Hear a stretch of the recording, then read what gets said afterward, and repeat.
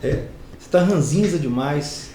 E eu atendi sua esposa e ela me contou das questões domiciliares lá em casa, né? Dos segredos de alcova. Vou te pedir uns exames aqui e aí nós vamos analisar esses exames e depois do resultado dele, nós vamos escolher qual será a melhor opção para você em termos de terapia, né?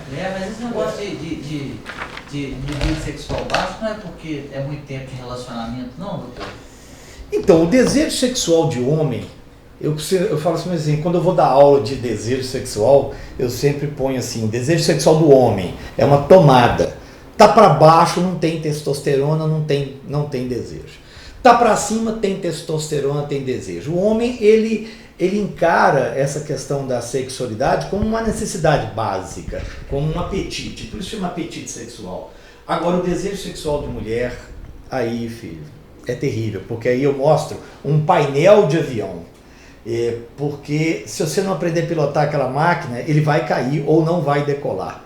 Então, para desejo sexual de mulher, cada botãozinho daquele que você liga ali vai fazer parte do você decolar ou não aquele avião, né? Elas costumam falar assim, se você não depositar durante o dia, como é que você vai querer sacar à noite, né? Então, a questão do tempo de relacionamento, é claro que um novo relacionamento ativa sensações cerebrais que vão aumentar a nossa testosterona, e essa é a arma que muitos homens de 50 anos começam a optar, e aí os casamentos terminam, normalmente o homem com 50 anos e a sua parceira ali com 35, 40, 45 anos, no momento onde eles iriam curtir uma vida juntos, eles terminam a relação porque ele busca esse pico de testosterona no novo relacionamento, mas porque a testosterona dele está caindo. Então, existem vários sintomas, né, que a gente analisa para verificar se essa testosterona do indivíduo está caindo. Então, um dos sintomas mais característicos é a ereção pela manhã. Se você não está amanhecendo com ereção, que eles chamam de tesão de mijo, mas não é nada, porque aquilo ali é o pico de testosterona que o homem tem ali entre 4h30 e 5 da manhã. E aí ele amanhece com a ereção. Ele tem que estar amanhecendo com essa ereção. E o que o homem vai percebendo à medida que ele vai envelhecendo é que cada dia que passa, as vezes que ele acorda com ereção, vai diminuindo, né? E o que segue junto a isso, paralelo a isso? Ranzinza, não quer sair de casa, a mulher quer sair, quer encontrar com amigos e ele não quer, rabugento, acha ruim de tudo, aí começa a vir distúrbio de sono, aí vem desânimo, aí vem apagão de final de tarde, o cara no final de tarde tem um sono terrível, aí ele chega em casa, ele quer deitar, e aí ele quer dar uma dormida, ele acorda 10 da noite e fica no computador, no celular, tendo outros distúrbios hormonais. Isso tudo começa pela diminuição da testosterona.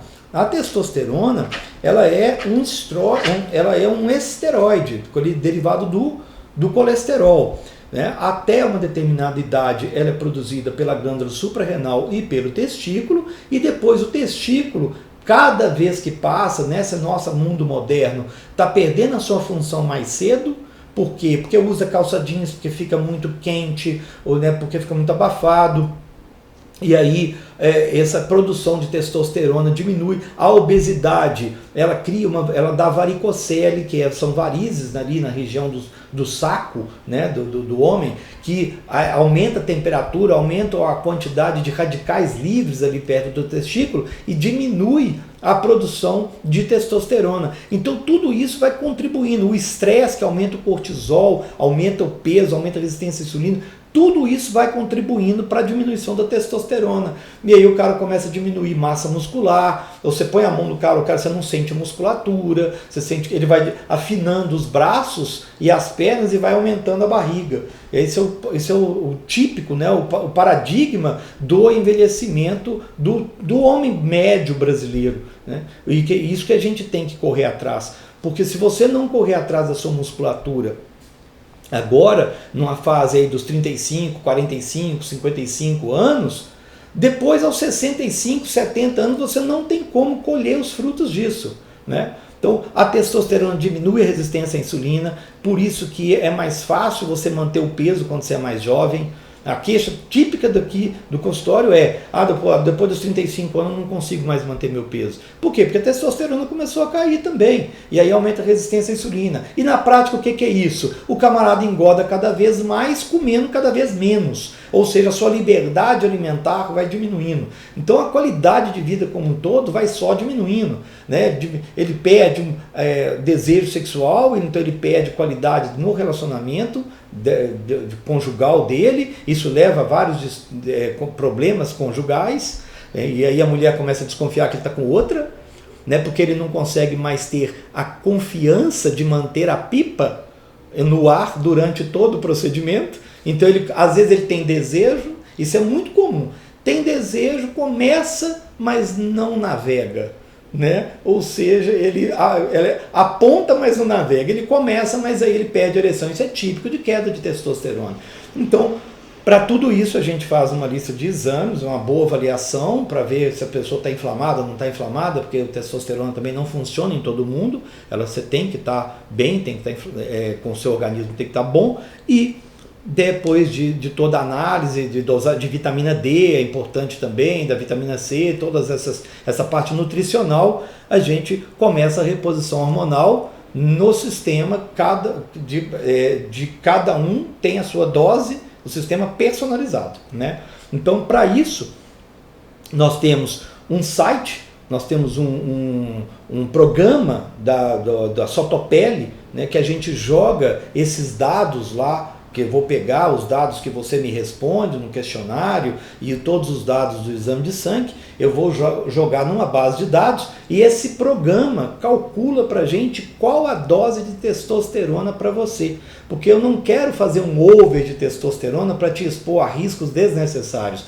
Eu quero te dar uma dose que vai repor aquilo que você perdeu e não fazer um over de hormônio em você. Então, para isso, hoje a gente tem tecnologia que consegue repor esses hormônios bioidênticos, são hormônios isomoleculares, melhor dizendo, né?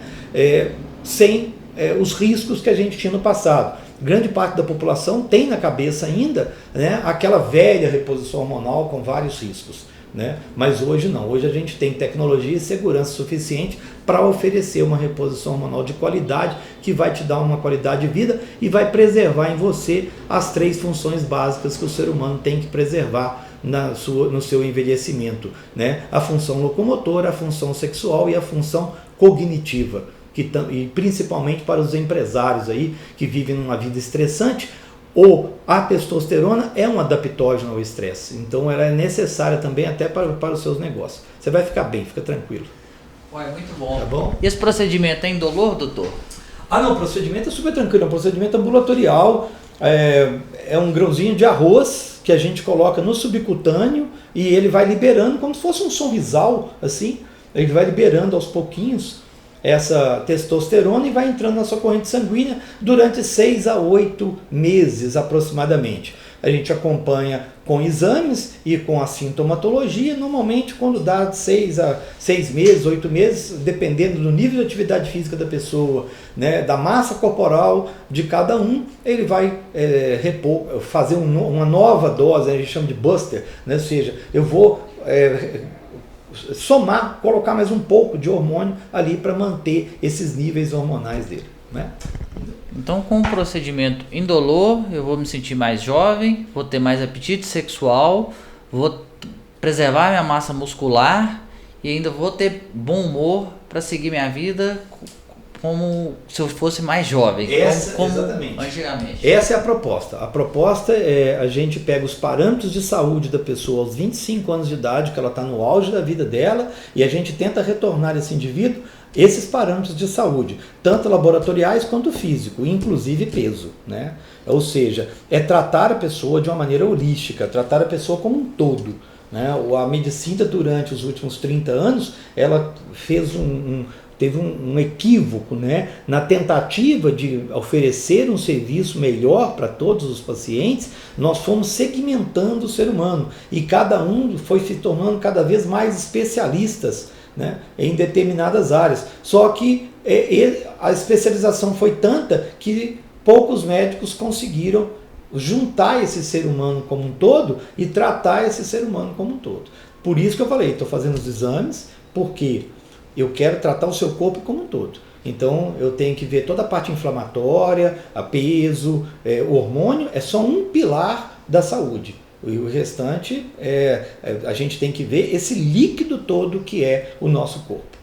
Ok? Ok. Muito obrigado, doutor Sérgio. É isso.